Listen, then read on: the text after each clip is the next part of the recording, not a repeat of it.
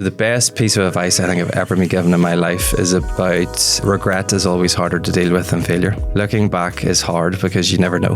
Failing with something is easier psychologically to deal with because you've given it a go. It's either worked or it hasn't. You put it back in the box and you move on. Regrets dwells. It niggles and it's like an itch that you always want to scratch.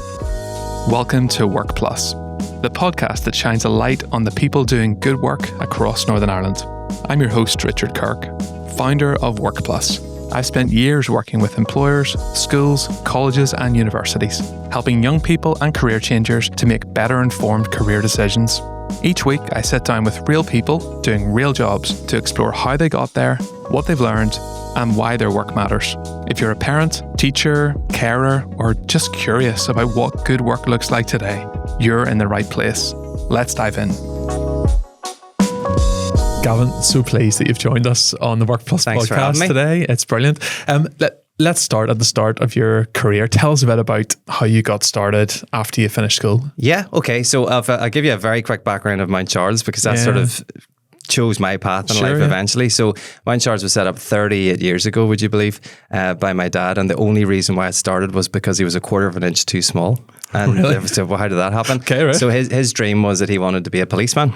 Mm-hmm. And back in those days, there was a height requirement and he was literally a quarter of an inch too small to get in. Wow. So his path then ended up going into contract catering and then eventually found he was working for corporate multinationals at that stage, but it was breaking his heart that a lot of the hard work that was being done here was going back over to London. So he said, no, we have to keep this good work in Northern Ireland. Yeah. And then he made a crack at starting up his own business, which eventually became Mount Charles. So he had no office, no money, no name, but he thought, let's make a go at it.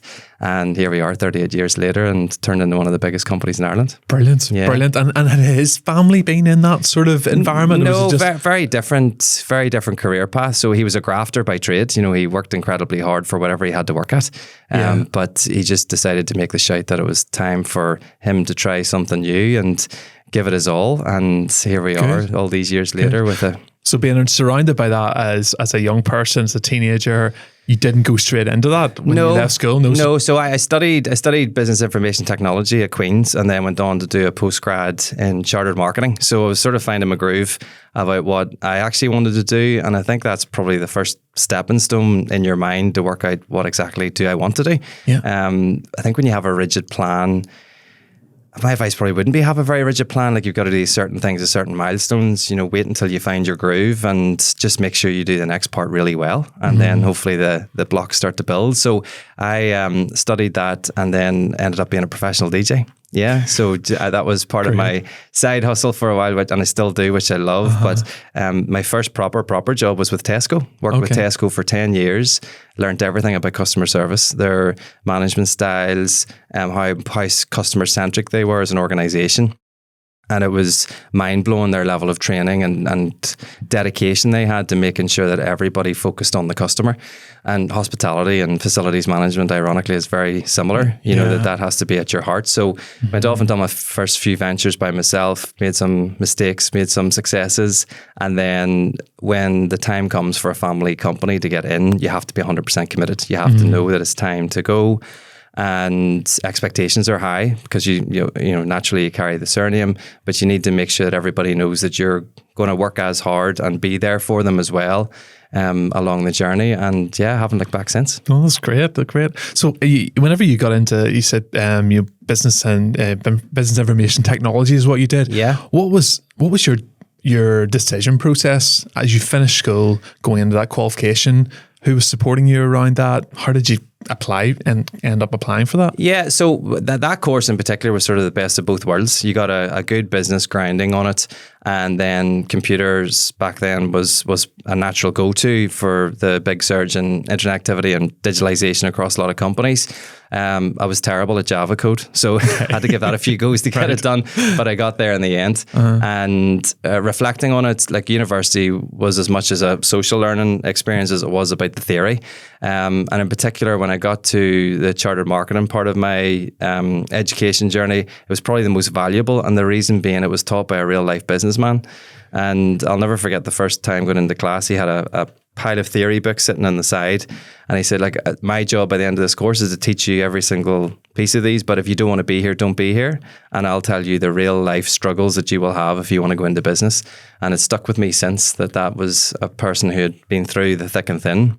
Yeah. And was trying to tell the next generation that it isn't going to be easy, but it's survival of the fittest. So you can learn all the books in the world for sure, but until you get your sleeves rolled out and go and actually try work hard and understand what a real proper difficult day is in work and the challenges that you face, I think that's what makes you stronger. Yeah. Okay, so you've been in that environment now. You've had experience in lots of different places. He gave you that advice as someone who is actually living it. Yeah. What would your advice be to young people who are, say, 16 or parents or people who are encouraging young people to think about careers? What would your advice be to them if you're going back? Don't be afraid of something that's not normal would be my best advice. You know, there's still a preconception that you have to follow quite a structured educational path, which by all means is certainly the way you should go for certain careers and vocations. But you know, don't shy away from hard work early, and there's as much learning in that as there is to sticking to the rules as such, you know, that you've got to follow a very fixed path, you know. And I mentioned earlier about having these really rigid plans. The world is changing by the minute, never mind by the day these days. And to have a real fixation on getting to certain little milestones by a certain part of your life, I think is it's not entrepreneurial, and we need that next wave of people who are going to be exceptional to keep the economy going. So, you know, fail fast and try hard is definitely something I would recommend to a 16-year-old, you know, but go and try and experience things. And, you know, if university isn't for you and third level education for you, the amount of apprenticeships that are available are exceptional. And don't be shy away from trying stuff that you didn't even think was something that was going to be on your radar, because it could be the bittersweet start of an incredible journey for you, you know. What are some of those attributes that make someone a great entrepreneur? What are the things the habits, the practices that would really help those young people to think in that way? Yeah, so witnessing my dad's journey on the business was about taking risks. You know, there were so many dark days, difficult decisions and challenges that you had to take to survive. And risk taking from an entrepreneurial aspect is what makes businesses survive. You know, you take those next leaps of faith, and you have to balance the risk between the reward, but also have that hope. And you need a bit of luck on your side as well, of course. But Northern Ireland, I think, has been exceptional with businesses that have taken those leaps of faith and stuck to it. And they are humble, which also I think is, you know, giving them that strong survival mode to get to the next level each time. But we maybe do need to stand a wee bit more loud and proud, but you know, certainly in Mount Charles, we're trying to remind the world about how precious we are, and we're a really important part of the cog.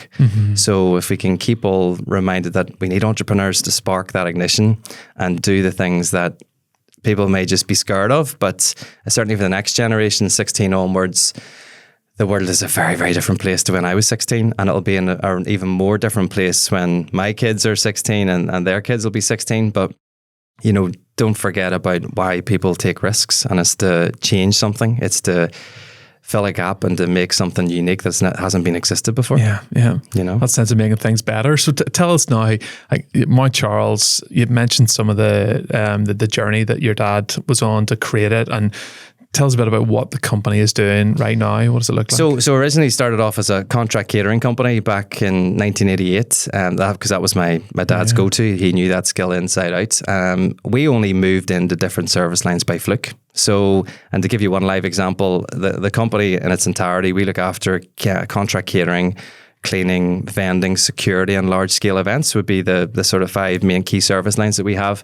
And each one of them only happened by fluke or by reason. Cleaning started off by one of our contract catering clients whose cleaner didn't turn up one day. And they had reached out to us and said, look, is there any chance you can help us? We've got some big event coming up. Do you think you could do it? And say, well, same principles apply. We have great people. Give them the training that they need. Give them the supplies that they need, and hopefully they can turn their hand to it. And we did it. We got everything sorted, and lo and behold, the next day we had a cleaning service line and division set up, and it's now as big as our contract catering. Okay, well. Across. So we've we have a sizable piece of the business there doing that. And then vending, we have over 800 machines across our estate. So it's a huge piece of our business as well. But the large scale events is really precious to us because we touch, thousands, tens of thousands of people every day with our business in general. But when it comes to the large scale operations, a company of our size doing that level of exposure is incredible. So like Down Royal, Ulster Rugby, ICC Waterfront Hall, we all look after them within our event space. So whilst you have the 6 degrees of separation, we always say Mount Charles is probably at least 2, because you'll know somebody who knows somebody who's probably worked for Mount Charles over their path time, because we employ 3,500 people across the island of Ireland. Wow. That's pretty significant in terms of Northern Ireland then. For sure, yeah. So we'd be one of top 10 employers in Northern Ireland, which is, it's really precious to us, and that's the word I'll keep hammering on about, because if we stop doing what we're doing, the impact that would have for those people who rely on us for employment and helps pay their mortgages and their childcare and their living expenses, we would never want to put people in a difficult position that we haven't been here long enough or been strong enough to keep that machine going. Yeah. And what are some of those jobs then within that event management, those the cleaning contracts, the vending machines, all of that work you're doing? What are some of the jobs that people might not know about exist? Yeah, so really good point. The behind the scenes work for us is what really makes us a company, and without the people that we have, we simply don't exist. So there's a lot of skill balance and different jobs that are needed just to make sort of one service line function. So you'll have logistics, operations, marketing, sales, you name it, right through, a huge spectrum of jobs, and they all play a really, really important part for us to deliver a service. Our business itself is high turnover, low margin, so we have to work very, very hard to get quite a small profit return, but that's okay, and that's the business that we've chose. And when you see the work that people put in for us to get that end result, it touches your heart every day, because they have to work exceptionally hard for us to work really hard as a company to get the service delivered for the client. Yeah. And if you look at cleaning teams in particular, they're sometimes seen as silent heroes, because they will sweep into maybe an office block at nighttime, and if it's clean by the next day, everything's fine. If it's not clean by the next day, then something's gone wrong. So they're the silent heroes of what has to keep the functioning going. And facilities management in general, it should be the constant pulse. It should be the thing that keeps a building or a location going and doing all of the things it needs to keep it functioning. But yeah, look, it's a really important cog, facilities management, and it's exciting. Like, no 2 days are the same. And when people come to us for jobs and employment, say, what do you expect? Excitement, and it's fun and it's challenging, it's unpredictable. But that's what makes it a really exciting job. Yeah. And it keeps you on your toes, and you've got to learn fast. We chatted earlier about that for maybe those 16-year-olds, you encourage them to say, like get an experience of work early. Yeah. It can often be very difficult to find a job maybe at the age of 16, 17. Like, what sort of opportunities would they be able to have, say, with Mount Charles, if they were looking for a job at that stage, or at 18 or whatever? So we have a sizable casual events team, which has about 1,300 team members on it, and they are dedicated to our events division. So it'll be ad hoc jobs that are required based on the volume of work that we have, and we have quite a younger workforce going through that vehicle, which allows them to try before you buy. So they give you an example. On one of their days, they could be serving meals in a nursing home. Then by the afternoon, they could be cleaning an office block, and by nighttime, they could be doing a gala dinner for 1,000 people. So that level of versatility lets them find their groove. And you would be amazed that when somebody comes to you for a catering job, and then they go, actually, I really like cleaning, or I love events, or vice versa. Because we have a lot of different services applied to the business, it gives people a chance to try really exciting things. And plus, it also gets you to try things you don't even like. So, don't back to that, fixed journey. If you come out of school at 16 and say, I'm going to be the next Gordon Ramsay, then you might say, well, actually, I want to be the next large scale event management operator who can deliver huge events and make sure they're something that everybody can remember. Yeah. It's just, you've got to try it. Yeah. Oh, that's great. It's great. And I've been at some events where Mount Charles have been serving, and it's great to see, young people at that stage, just being able to learn those skills like customer service, to be able to look you in the eye and to strengthen that muscle, which is so hard to get in other jobs. You've triggered something there, because with hospitality, there's a misconception with hospitality that it's a stepping stone job, or it's a role that bridges you until when you work out what you've got to do.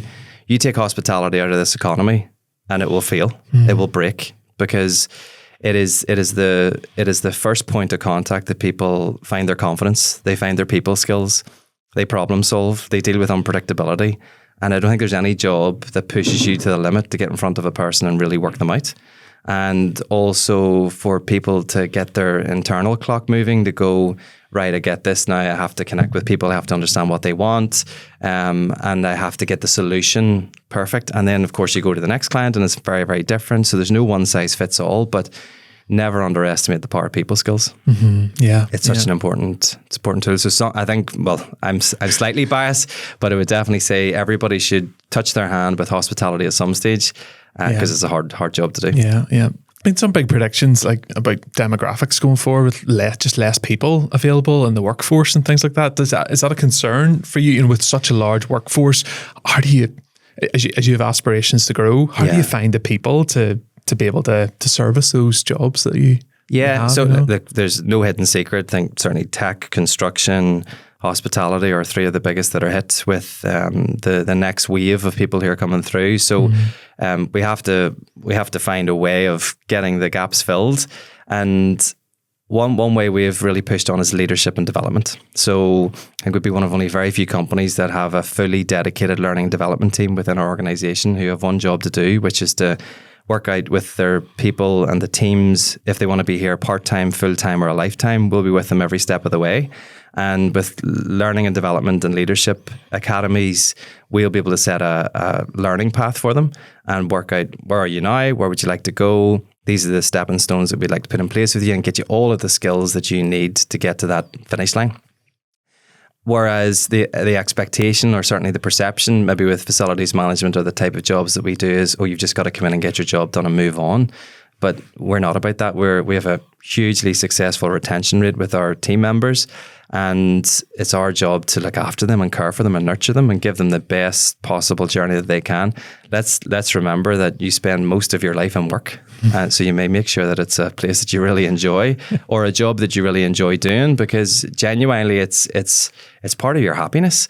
And you've got to bring that happiness home to your family. But, just with your own subconscious, you've got to feel that you've done something that's been worthwhile and you've contributed. And that's certainly something that we've really pushed for in Mount Charles, because, again, back to high turnover, high turnover, low margin type business, working really, really hard and just getting a result is probably where you think it just finishes. But we're so committed to celebrating the success that our team members have. That hard work is never ever taken for granted in Mount Charles, and we want to remind them every single day of their working life that without our people, we simply don't exist.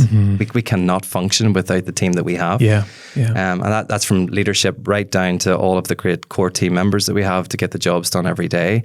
And reminding them about how important that what they do makes up for a big success. Yeah. That's good. So it's exciting. Good. Yeah, we thought a bit earlier about the advice to the 16-year-olds coming through.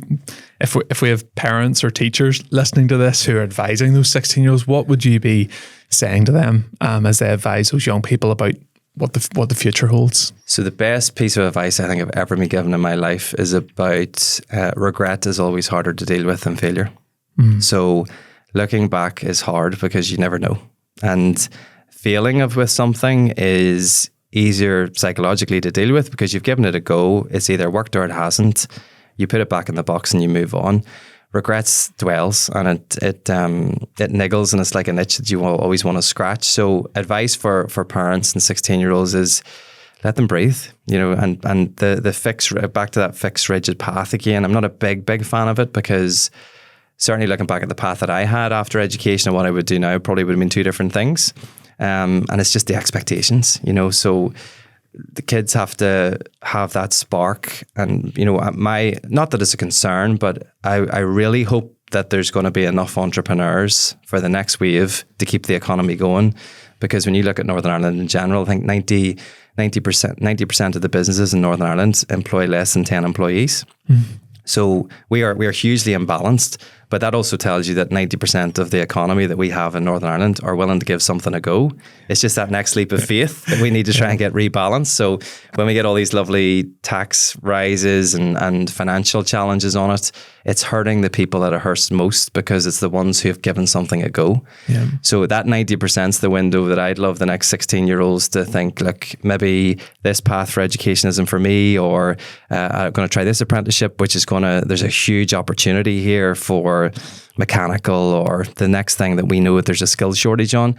But give them the spark and let them make mistakes, because it's genuinely the only way to learn. And as every parent does, you're there with the two hands to catch them, but you've got to give them, the little push to say, give it a go. If it doesn't work out, that's okay. We'll be here to give you a hand after. And just maybe even like your own parents, you end up doing things that they could never have expected had they been in complete control as well. I think there's a real excitement in that, to see our young people start to develop skills and ability and go on to do things that parents could never have imagined in their wildest dreams. That's and that's the reward. That's when you've done a good job, that you've let people find a wavering path at that age where, and life is short for sure, but it's also not a rush. If 16 to 18 goes like that, 18 to 21 goes like that, you hit all those little birthday milestones, and then that's when the trigger goes, when people go, oh sugar, I need to get my life sorted here. But as long as you do the next step really well,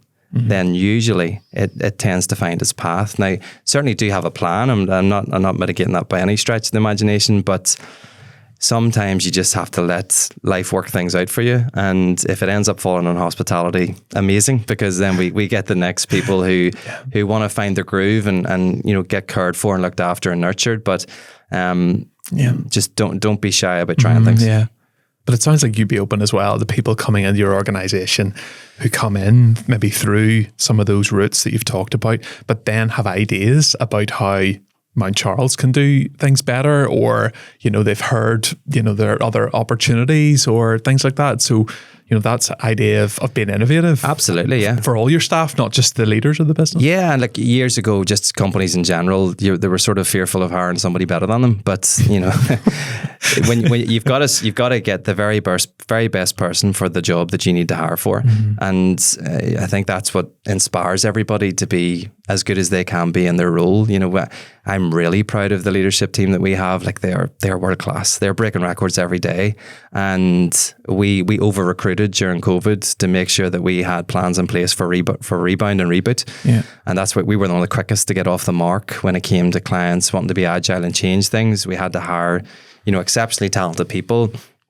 Every crisis has an opportunity, and that was our time to sweep in and get all the next wave of team that we needed. But when you see all of that gel and click, and going back to what I mentioned earlier on about the importance that we have of people, we have to have a really gelled, connected team across our full estate, or it just doesn't function. And whilst we heavily rely on technology and automation, it does not change the chef or the team member who has to serve in one of our residential nursing homes. And also, one example with that is they may have to cook one meal 10 different ways depending on dietary requirements and minimum requirements just for that one resident.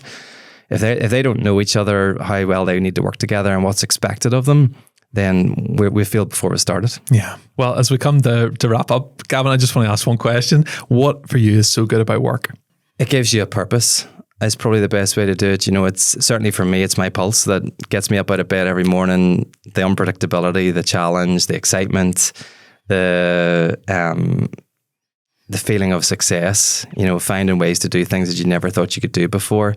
It's just so important. And you don't need to be an entrepreneur to have a purpose for work. Everybody understands the role that they've got to play, but I think it's the best moral grounding and reason for you knowing what the value of something is every single day. You work hard for something, you get paid for it, and it does something in your life. That's when you can look back and go, that was worth every single minute. Brilliant. And it's cherishing when we see all of our hard people work every day and the success that they have. Plus then looking at the overall success of the company, that it all adds up to big change, and it's great to see that everyone understands the purpose. That's great. Well, a brilliant way to end. There's so many nuggets in there that will hopefully be really helpful for our listeners. Thanks so much for coming in. Thank you for having me. And Mount Charles, every success, Gavin. Super. Thank you so much. Thank you.